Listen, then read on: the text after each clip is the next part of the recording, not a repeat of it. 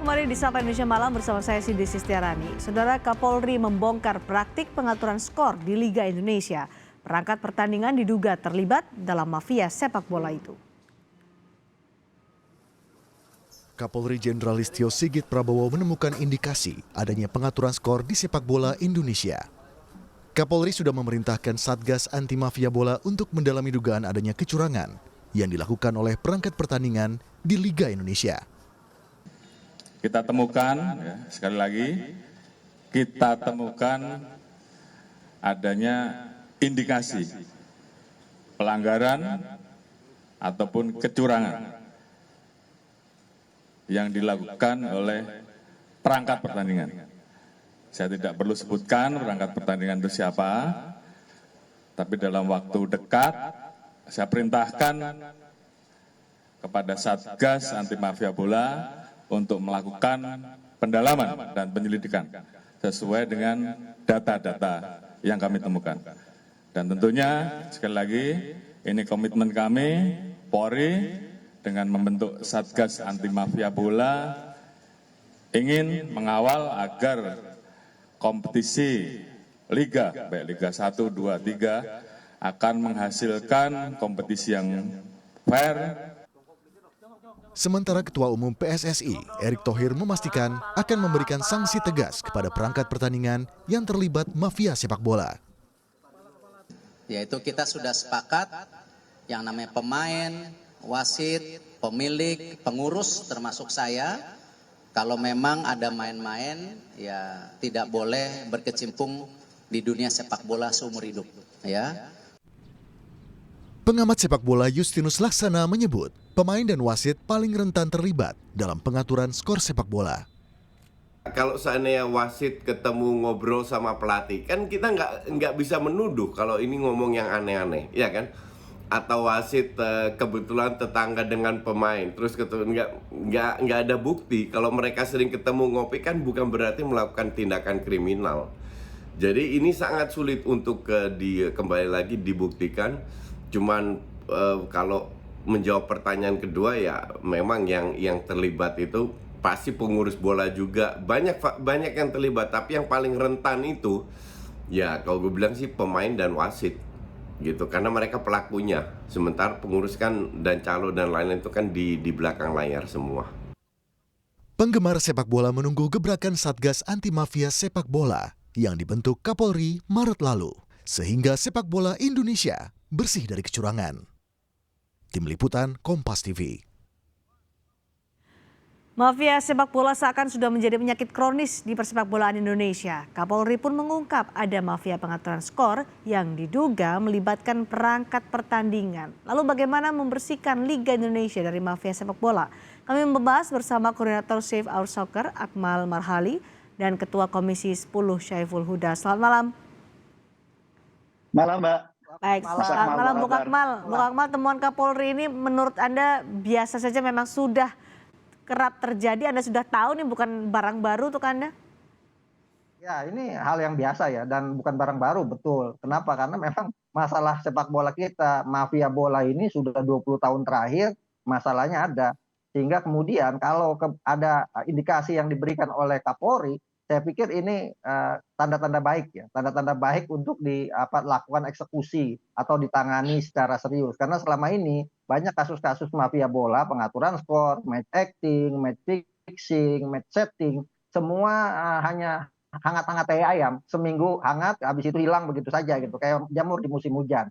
Sebagai contoh misalnya sebelumnya pada 2001 ada kasus pengaturan skor antara Persera melawan melawan Rans Cilegon United di Liga 2, tapi kemudian 5 orang dihukum dalam lingkup Football Family, tidak boleh aktif di sepak bola, tapi tidak dibawa ke ranah hukum dalam hal ini di kepolisian, diendapkan begitu saja. Kenapa? Karena ternyata ada pengurus-pengurus PSSI yang terlibat di dalamnya.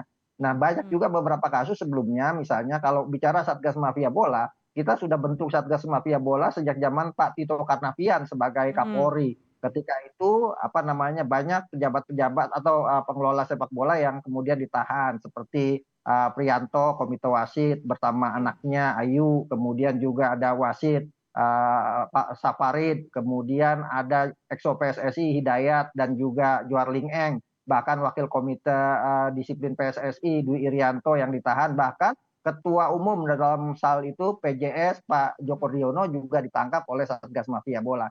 Tapi setelah itu kemudian selesai begitu saja, tidak ada penyelesaian kasus ini secara secara menyeluruh, sehingga akhirnya masalah ini muncul lagi dan muncul lagi. Bahkan di musim-musim kemarin misalnya saat-saat COVID betapa maraknya pengaturan skor ya. Kalau di Liga 2 itu bicaranya sudah pengaturan bukan bandar judi yang main, tapi yang main adalah orang-orang di balik layar yang menentukan siapa yang juara, siapa yang degradasi, siapa yang mau promosi, itu yang ditentukan lewat orang-orang di belakang layar. Oke. Jadi kalau Mainnya bisa lewat wasit, bisa lewat orang dalam di PSSI. Oke. Kemudian kalau di Liga 1 ya bandar-bandar judi yang main di dalam. Jadi kalau kemudian Pak Kapolri sudah menemukan ada indikasi perangkat pertandingan mengatur pertandingan sepak bola, nah ini pintu masuk yang saya pikir harus segera dieksekusi, disidik, kemudian juga dikembangkan kasusnya sehingga kita bisa membongkar mafia sepak bola ini yang sudah dirindukan oleh masyarakat. Oke, kalau Anda bilang ini bukan barang baru, sudah seringlah dibahas tapi tidak ada tindak lanjutnya. Jadi kalau tadi disebutkan ada perangkat pertandingan yang terlibat harus menjadi pintu masuk untuk bisa menguak mafia di sepak bola Indonesia. Apa yang harus dilakukan sekarang supaya tidak terjadi lagi yang kemarin-kemarin melempem atau gembos begitu di tengah jalan? Ya, Satgas Mafia Bola aja dari kepolisian harus proaktif gitu. Jangan kemudian menunggu laporan, tapi proaktif seperti waktu zaman Pak Tito Karnavian dipimpin oleh Pak Hendro Pandowo dan Krisnamurti, karena kebetulan Sepak Soccer juga ikut terlibat di dalamnya. Mereka begitu proaktif sehingga bisa di beberapa pelaku pengaturan skor, bahkan di Liga 3 antara Perseka Karawang melawan Perseka Kabupaten Bekasi itu juga pengaturan skor dan ada 8 orang yang kemudian ditahan polisi setempat. Nah, ini yang kemudian kita harapkan bisa dilakukan oleh tim Pak Tito Karnavian, Pak Listio Sigit Prabowo. Saya punya daftarnya bahwa ini sudah ditetapkan Satgas Mafia Bola pada 13 Maret 2023. Personilnya ada 116 dipimpin langsung oleh Pak Listio Sigit sebagai pelindung atau penasehat. Kemudian Satgasnya dipegang atau dikendalikan oleh oleh Pak Kabak Ops ya, di situ Irjen Polisi Agung Setia Imam Effendi sebagai Asop Kapolri maksud saya. Kemudian wakilnya Irjen Pol Asep Edi Suheri yang juga Karobinapsnal Bareskrim Polri. Saya pikir tim ini sangat kuat, sangat solid, dan polisi kalau mau mengerjakan sesuatu dengan serius, saya pikir semua bisa dituntaskan. Dengan tadi ada juga meragukan soal beberapa waktu lalu ketika ada temuan match fixing, pengaturan skor, bahwa ada pengurus PSSI yang terlibat. Saat ini kan pengurus PSSI sudah baru nih dengan Ketua Umum Erick Thohir. Anda optimistis soal ini bisa terungkap dengan lebih dalam lagi?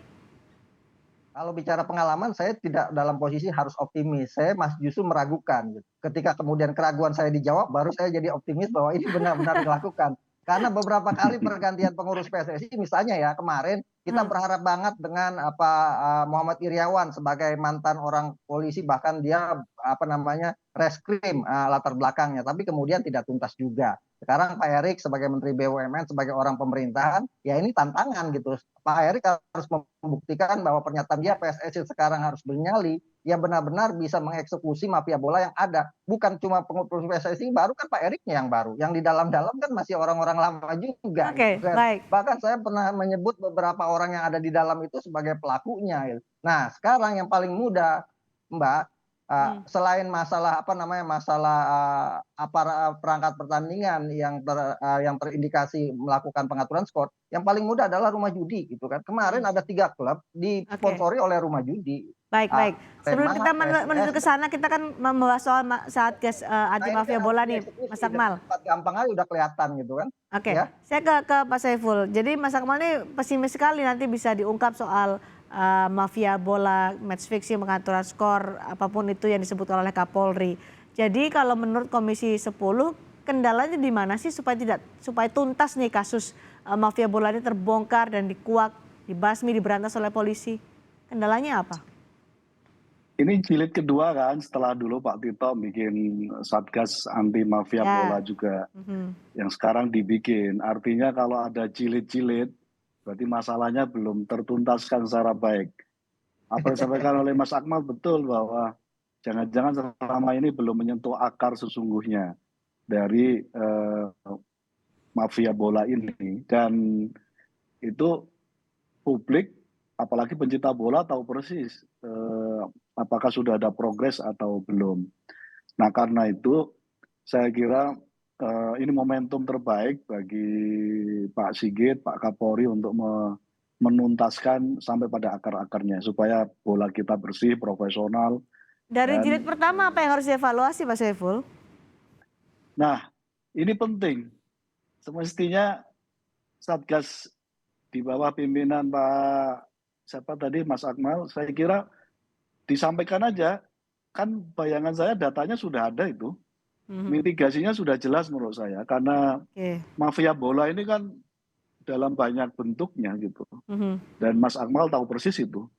Nah sekarang pertanyaannya, apakah semua hasil mitigasi yang sudah ada, yang bahkan Pak Sigit juga sudah menyampaikan sebenarnya sudah ada indikasinya dan sudah diketemukan gitu. Nah pertanyaannya, apakah hanya satu dari sekian banyak akar atau semuanya yang mau akan dituntaskan dari Satgas anti mafia bola ini? Itu yang ditunggu-tunggu oleh publik menurut saya. Gimana Komisi 10 Dan bisa kedua, membantu soal penuntasan kasus mafia bola ini? nah kalau ini menjadi komitmen bersama kita apresiasi betul, karena ini kan benalu yang sudah lama dan terus-menerus menghantui bola kita. Akhirnya kita hari ini kesulitan untuk melahirkan pemain yang profesional, melahirkan permainan bola yang relatif terjaga dengan baik gitu. Itu dirindukan semua orang hari ini. Saya meyakini bola kita kalau berjalan dengan baik, berjalan dengan bersih, profesional, juga nanti ikutannya supporter juga akan secara baik mengikuti semua tontonan bola kita. Secara Saya konkret membayangkan di bagaimana Jakarta, Komisi 10 bisa mendorong itu Pak Saiful? ya kita dorong terus melalui Kemenpora dan PSSI. Kalau perlu kita bikin rutin untuk melakukan watchdog-nya. Jadi terus-menerus dilakukan evaluasi, dan kuncinya itu menurut saya. Jadi semua pihak duduk bersama, ada komitmen untuk bersih-bersih bersama, dan komitmen kuat dari pihak kepolisian untuk menuntaskan sampai di level akarnya. Baik di Liga 1, Liga 2, Liga 3. Karena percuma juga kalau yang Liga 1 yang diurus lalu Liga 2, Liga 3 dibiarkan. Itu artinya masih memberikan inspirasi untuk tetap berbuat culam. Oke, cukupkah itu Mas Akmal duduk bersama untuk menguatkan komitmen berantas mafia bola antara kepolisian, PSSI, Kemenpora, cukup itu?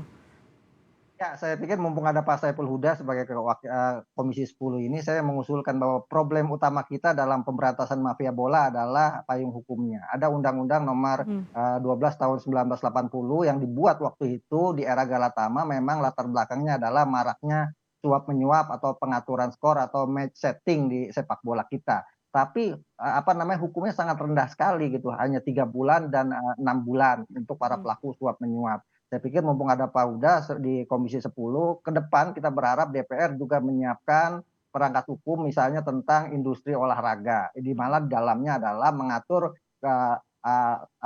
mengatur terkait dengan pengaturan skor atau match fixing, karena match fixing ini bukan cuma di sepak bola. Kemarin di basket juga ada pengaturan skor, tapi di basket itu pengurus basketnya langsung tegas, yang melakukan pengaturan skor di basket. Kalau di sepak bola umur hidup dan tidak boleh aktif di sepak bola. Jadi menurut saya selain komitmen bersama untuk menyelesaikan kasus match fixing ini atau pengaturan skor ini, yang paling penting ke depan adalah perangkat hukumnya disiapkan, sehingga kemudian ke depan orang akan punya efek jerah ketika melakukan pelanggaran hukum atau melakukan pengaturan skor. Dan yang paling penting lagi Mbak, bahwa pengaturan skor ini tidak bisa berlaku surut. Artinya mau tahun berapapun, ketika kemudian ada ditemukan barang bukti, ini bisa diangkat kembali gitu. Saya mengingat bahwa Giuseppe Signori di Italia, mantan pemain tim nasional Italia, pemain Lazio, itu kemudian setelah 20 tahun pensiun, kemudian terungkap bahwa dia melakukan praktek pengaturan skor, akhirnya ditahan oleh pihak kepolisian dari Italia. Artinya ini juga bisa berlaku, bukan berarti misalnya sekarang Pak Listio Sigit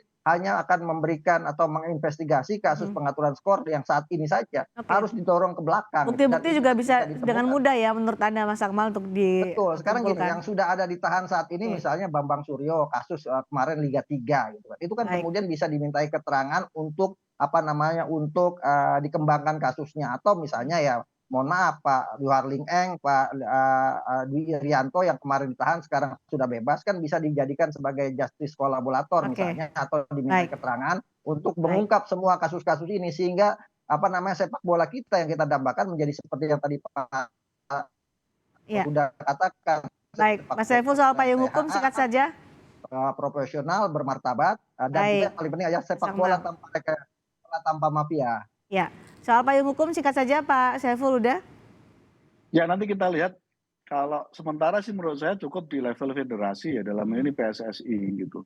Karena pada level regulasi yang lain sebenarnya undang-undang keolahragaan kita bisa jadi rujukan bagaimana proses penyelenggaraan Oke. semua cabang olahraga sudah ada diatur. Nah detailnya mungkin bisa di level federasi. Tapi kalau memang belum cukup melalui regulasi di level federasi misalnya PSSI, tidak ada salahnya, saya kira saya setuju dengan Mas Akmal, suatu saat kita bawa regulasi ke yang lebih jenjang, ke lebih atas lagi. Baik, dibutuhkan dari sekedar komitmen untuk bisa memberantas mafia bola yang sudah berlangsung selama